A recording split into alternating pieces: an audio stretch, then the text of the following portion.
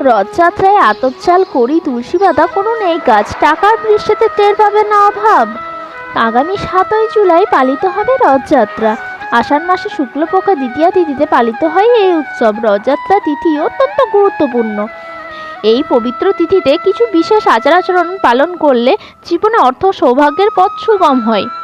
এই তিথিতে ভোরে স্নান সেরে নিন কোনো পূর্ণ নদীতে। স্নানের সময় জলে কিছু নিম পাতা ফেলে দিন, তাহলে জীবন থেকে দূর হবে নেগেটিভ এনার্জি।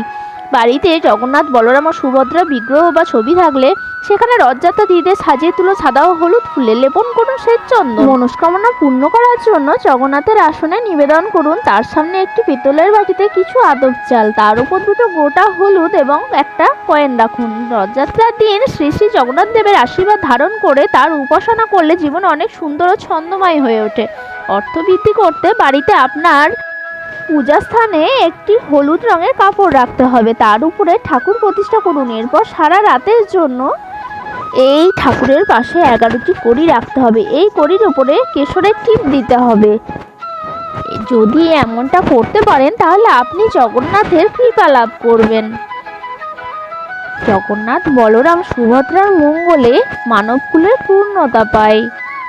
এরা তিনজনেই হলেন অর্থ, সুখ, সমৃদ্ধি ও শান্তির প্রতীক। জয় জগন্নাথ।